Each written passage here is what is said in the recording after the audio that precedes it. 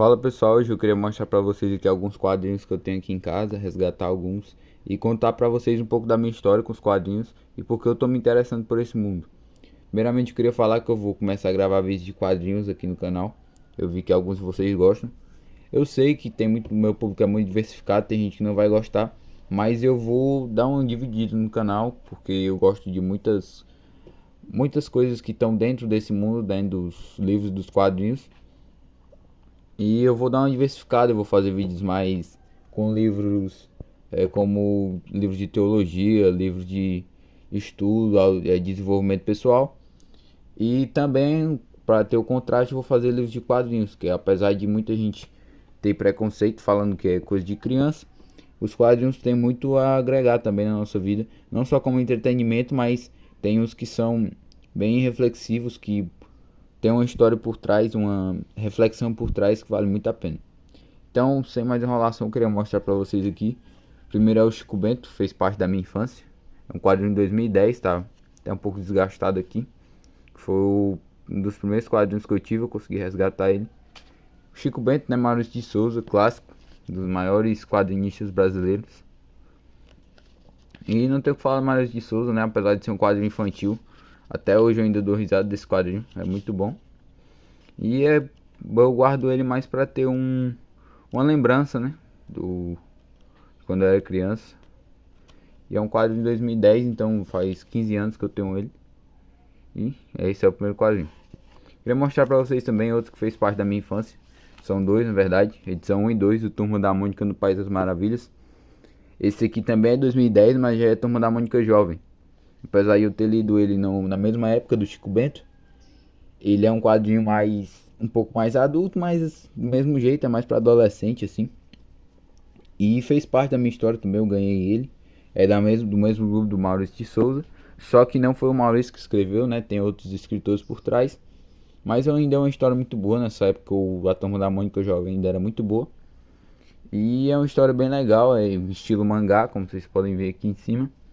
Só que não perde a essência da Turma da Mônica, né? Os personagens ainda são bem engraçados e é um quadrinho muito bom. E ele até tem umas críticas bem interessantes sobre a questão dos quadrinhos. E se vocês quiserem ver depois eu posso mostrar mais detalhadamente pra vocês. Mas nessa época aqui não tinha negócio de politicamente correto ainda. Ainda era mais livre, né? Os quadrinistas eram mais livres para escrever o que eles quisessem. E é um quadrinho muito bom. Até hoje eu ainda gosto bastante dele. As duas edições, né? Aí aqui Naruto, eu li o anime, eu queria conhecer mais sobre o que o Kishimoto queria passar verdadeiramente pra gente. Conhecer o original, né? O mangá. Esse plástico aqui que tá tampando um pouco, mas eu já mostrei pra vocês detalhadamente os dois. O volume 5 e 6. E Naruto, né? Uma história que fez parte da vida de muita gente, não só de jovens da minha idade, mas também de crianças até hoje e pessoas mais velhas. Naruto é uma obra muito boa, um dos melhores mangás japoneses que já existiu, pelo menos na minha opinião. Aí depois disso a gente vai para a parte de super-heróis, que também fez muita gente se apaixonar por esse mundo, não só dos quadrinhos, mas da literatura também. E até hoje muitos adultos vão ao cinema assistir esses super-heróis que foram criados há muito tempo atrás e até hoje encantam muitas pessoas. É uma forma de, através da fantasia, você se imaginar como super-herói, mostrar os seres humanos que são irreais, mas que muitas vezes também tem esse contraste entre a realidade, como o Batman. E eles fazem coisas que eles brincam com a nossa imaginação, né? Eles trazem morais, uma moral muito importante, princípios importantes. E os super-heróis fizeram parte não só da infância, mas fazem parte até hoje da vida de muitas pessoas. E aqui eu tenho o Liga da Justiça versus o Wildcats. Esse quadrinho que eu nunca nem li ele, eu achei ele aqui em casa. E é um quadrinho, pelo que eu vi aqui, é muito bem feito.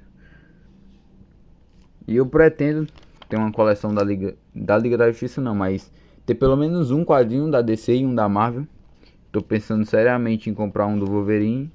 E da DC eu não sei ainda qual personagem eu vou comprar. Provavelmente vai ser do Batman, mas eu não tenho certeza ainda.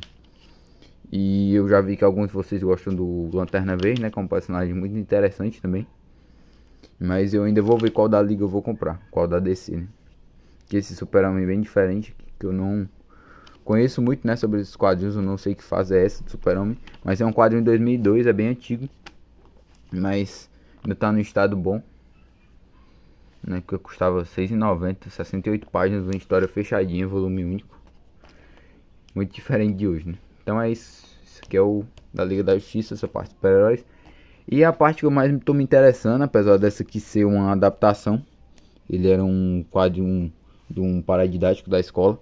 Ele é a adaptação de duas histórias do Nikolai Gogol, que é um dos maiores escritores russos.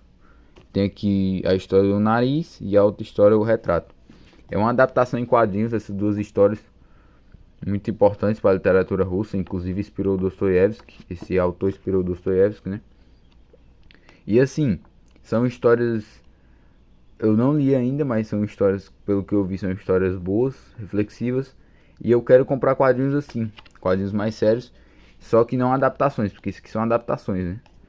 Só que eu quero comprar quadrinhos que foram feitos para ser quadrinhos mesmo, e com uma pegada mais séria, mais reflexão. Inclusive eu quero comprar quadrinhos históricos, e tá chegando um já, de um selo chamado HQ para Todos, que quando chegar eu quero conversar com vocês um pouco sobre esse selo. E é isso que eu tenho a falar sobre os quadrinhos. Eu vou colecionar a parte mais histórica, quadrinhos clássicos. Também tem a parte de super-heróis que eu tô precisando colecionar. Os mangás, né? Não pode deixar de lado sempre. Os mangás japoneses são incríveis. E aqui é mais para lembrar um pouco da infância. Maurício de Souza, quadrinista brasileiro. Então é isso. Esse foi o vídeo. Deus abençoe a todos e até a próxima.